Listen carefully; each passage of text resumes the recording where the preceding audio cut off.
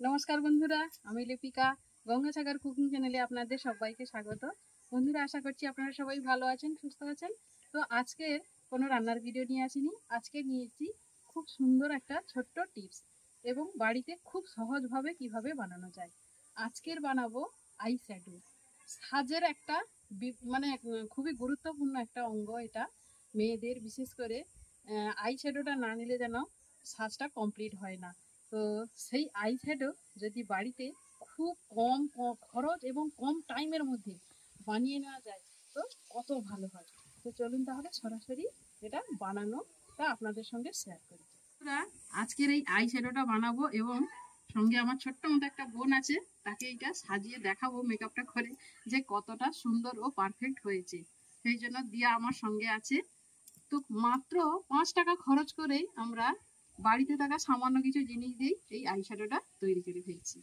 তার জন্য লাগছে এইরকম আমার ছেলের ছবি আঁকার রং।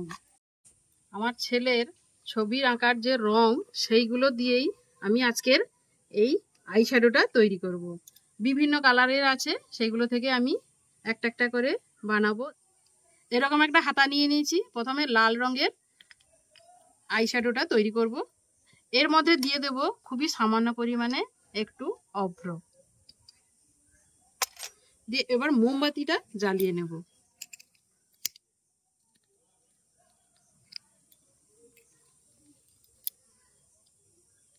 এগুলো যেহেতু মোম, এগুলো কিন্তু খুব সহজেই গলে যাবে। একটু ভেঙে দিচ্ছি এগুলোকে, দিয়ে এবার এইভাবে ধরে রাখলেই কিন্তু কিছু সময়ের মধ্যে এটা গলে যাবে। এখানে কিন্তু হাওয়া লাগছে, সেই জন্য মোমবাতিটা কিন্তু হাওয়াতে এদিক ওদিক হয়ে যাচ্ছে, এই জন্য খুব ভালোভাবে তাপটা লাগছে না। কিন্তু কত সুন্দর গলা শুরু হয়ে গেছে দেখুন। এটা কিন্তু হাওয়ার জন্য একটু দেরি হচ্ছে। কত সুন্দর হয়ে যাচ্ছে দেখুন। এবার তো দেখুন আমার আইশ্যাডোটা কিন্তু তৈরি হয়ে গেছে। এবারে আমার ছেলের ছবি আঁকার ওয়াটার কালার যে প্যালেটগুলো হয় সেই মধ্যে আমি ঢেলে নিচ্ছি।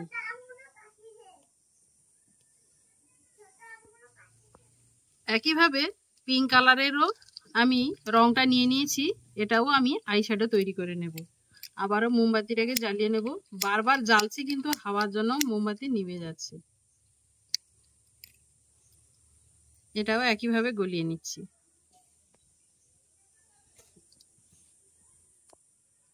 এটা থেকে একটা খুব সুন্দর কিন্তু গন্ধ বেরিয়েছে, দারুণ লাগছে কিন্তু। এটা কতটা সহজভাবে বানানো হয়ে যাচ্ছে বলুন তো।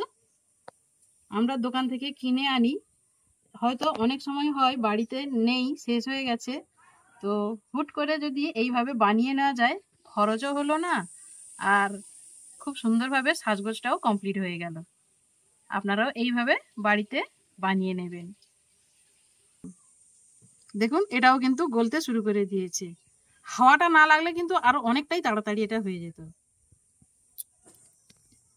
পিঙ্ক কালারের রংটাও গলে গেছে। এর মধ্যে আমি দিয়ে দেব অভ্র।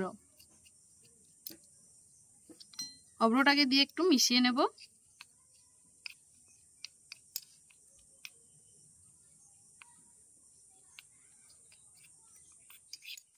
দেখুন পিঙ্ক কালারেরটাও রেডি হয়ে গেছে, এটাকেও আমি ঢেলে নিচ্ছি।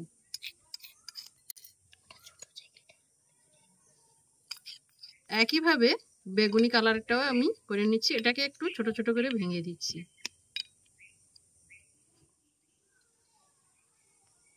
বেগুনি কালারটাও খুব সুন্দরভাবে গলে গেছে। এর মধ্যে আমি অল্প একটু অভ্র দিয়ে দিচ্ছি। অভ্রটাকে দিয়ে খুব সুন্দর করে এটা মিশিয়ে নেব, তাহলেই কিন্তু এটা রেডি হয়ে যাবে। দেখুন কত সুন্দরভাবে গলে গেছে এটা। আরো একটা কালার কিন্তু রেডি হয়ে গেল। এটাও হয়ে গেছে, এটাকেও আমি এর মধ্যে ঢেলে নেব। দেখুন সবুজ কালারেরও রংটা নিয়ে নিয়েছি। আর প্রত্যেকবারে কিন্তু এই হাতাটাকে সুন্দর করে কোনো পরিষ্কার ন্যাকড়া দিয়ে মুছে নিতে হবে, তবে এটা সুন্দরভাবে হবে। সবুজ কালারেরটাকেও নিয়ে নিচ্ছি। এরকম যতগুলো কালার আছে এইভাবে বানিয়ে রেখে দিলে কিন্তু কোথাও বেরোনোর সময় খুব সুন্দরভাবে এটা সাজগোজ করা যাবে। এটাও হয়ে গেছে, এটাকেও আমি ঢেলে নিচ্ছি। মোটামুটি 4টে রঙের আইশ্যাডোটা তৈরি করে নিয়েছি। এবারে একটা কালার আমি ওর চোখের উপরে দিয়ে এটা একটু আপনাদের সঙ্গে দেখাচ্ছি যে কেমন হয়েছে। তো তাহলে বেগুনি কালারটা দিয়ে ওর প্রথমে আমি একটু চোখে দিয়ে দেখাচ্ছি।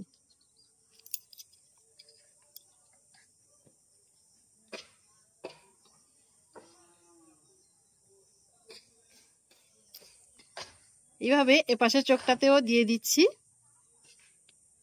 দেখুন কালারটা কিন্তু খুব সুন্দর এসছে।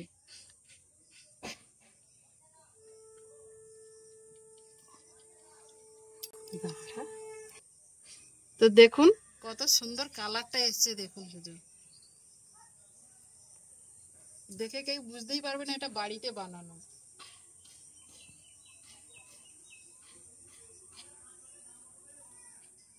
তো আশা করছি আজকের এই টিপসটা আপনাদের সবারই ভালো লাগবে।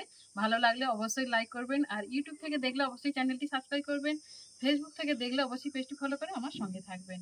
দেখা হচ্ছে অন্য কোনো নতুন ভিডিওতে। ততক্ষণে ভালো থাকবেন, সুস্থ থাকবেন। নমস্কার।